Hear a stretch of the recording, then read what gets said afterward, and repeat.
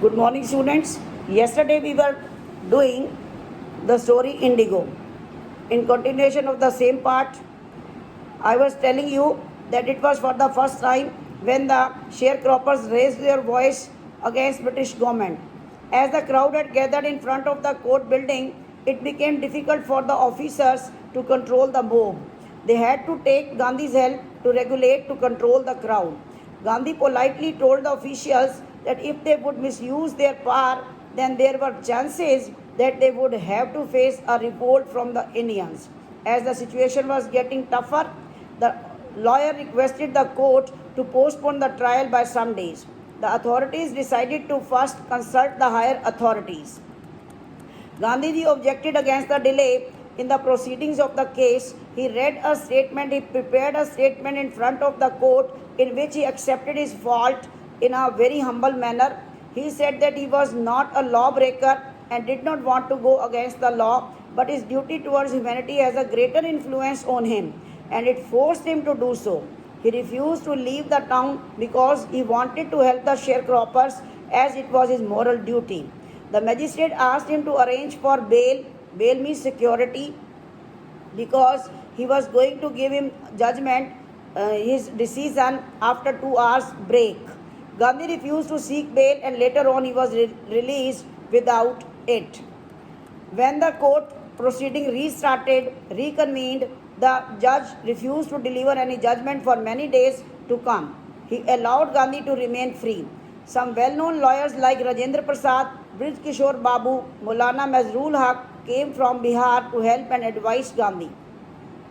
Gandhi asked that if he was sent to jail, then what would be their course of action? One senior lawyer replied that they were there to help him only, and if he was sent to jail, then they would go back.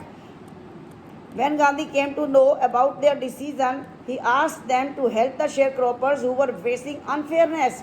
Rajendra Prasad and other lawyers concluded that if Gandhi could go to jail for the sake of these people, and although he was a stranger, then they should also follow him, as they had always claimed to serve the peasants and fought their legal battles too. They decided that if Gandhi went to jail, then they would follow too. On hearing this, Gandhi assured them that the struggle for Champaran's peasants had been won. He divided the group into pairs of two and made a sequence in which they had to voluntarily surrender in the court. After some days, the magistrate sent a letter to Gandhiji in which it was written that as per the orders of Deputy Governor, the case against him had been taken aback. It was dropped, and it was for the first time in modern India that a peaceful protest against the government had won. Gandhi and other lawyers carried on with an investigation into the injustice with the farmers. Statements of about 10,000 peasants were recorded and various documentary proofs were collected. The whole area vibrated with activity, the investigators and the protesting landlords. In June, Gandhi was called up to be present before Deputy Governor Sir Edward Gate, and before meeting him, he met his chief supporters, his associates, and made plans for civil disobedience in case he did not return. Gandhi had 4 long interviews with the Deputy Commissioner, which led to the formation of a committee that inquired into Indigo sharecropper situation. The commission had landlords, government officials, and Gandhi, who was the only spokesperson from the peasant side. Gandhi remained in Champaran for 7 months. He also made several short visits there. Later on, his visit on the request of a peasant was presumed to last a few days, but it took 1 year of his life. The official inquiry did not favor the planters, hence they agreed to pay back to the peasants. But they questioned Gandhi regarding the amount to be repaid, how much they should return, how much they should refund. The money lenders had thought that Gandhi would ask for full payment of the money, very important students, which they had taken from the peasants forcefully and with fraud, but he asked for only 50% and his decision was firm. A missionary, a monk, Mr. J.Z. host who had a close watch on the matter reported this. The planters offered to pay only underlying students only 25% as they thought it would be rejected by Gandhi. He immediately accepted it. Gandhi was a big barrister. He understood their feelings and Gandhi's their thoughts. Gandhi said that the amount of money underlying was not important, but by giving money, the planters had bowed down to the peasants and had given away their honor too, their prestige too.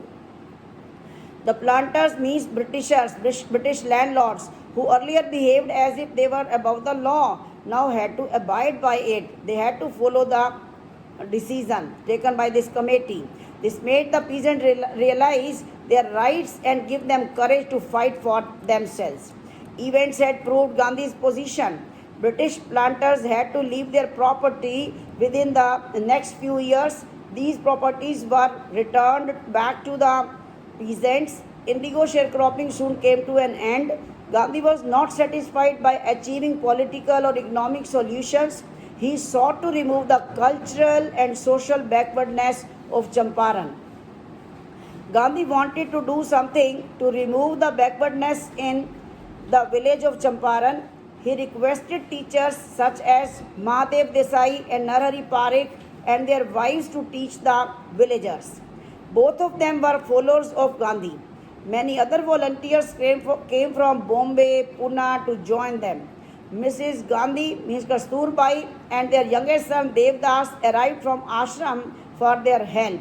Primary schools were opened in 6 villages where Kasturbai used to teach the ashram rules on cleanliness and community sanitation. The health conditions of the people of Champaran were very poor, so Gandhi got a doctor who offered his services free of cost for 6 months. There were only 3 medicines, and which they were: number 1 castor oil, second quinine, and third sulfur ointment available. A patient with a coated tongue was with infection of mouth was given castor oil. Patient of malaria was served with a dose of quinine, and patient of skin disorder was given ointment and castor oil. The women of the area used to wear dirty clothes. When Gandhiji tried to know the reason through his wife, he was told that those were the only saris each of the women had. While Gandhiji was in Champaran, he kept a long distance vigil, distance watch on the ashram. He used to send letters of orders regarding financial matters, and once he wrote to the locals that it was time to dig new latrines as the old ones had started giving foul smell. The Champaran incident changed Gandhi's life. He said that he had done a regular thing, an ordinary thing. He had put his point across. The Britishers could not order him in his own country. The Champaran Satyagraha was not an act of opposition. He had not come there to disobey anyone. It was an attempt to help the poor and tortured peasants only. This was Gandhi's way to solve issues.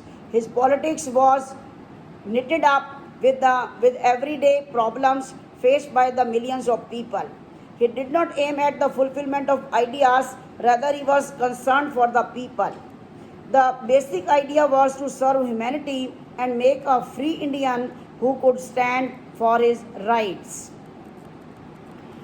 Charles Freer Andrew, C.F. Andrew, who was a peacemaker, advocate of peace, Shanti Doot, visited Gandhi before going on a tour of duty to the Fiji island. Gandhi's lawyer friends wanted Andrews to stay at the ashram and help them, but Gandhi refused. He said that they did not need the help of Britishers as it showed a lack of trust in their abilities. He asked them not to seek any help from Mr. Andrews as he was an Englishman. Rajendra Prasad later on stated that Gandhi had read their thoughts and his reply served as a lesson of self-sufficiency for them. Last line underline, being self-dependent, free and helping the peasants, all these acts of Gandhi were interconnected. It shows that visit to Champaran was a turning point in Gandhi's life. Thank you.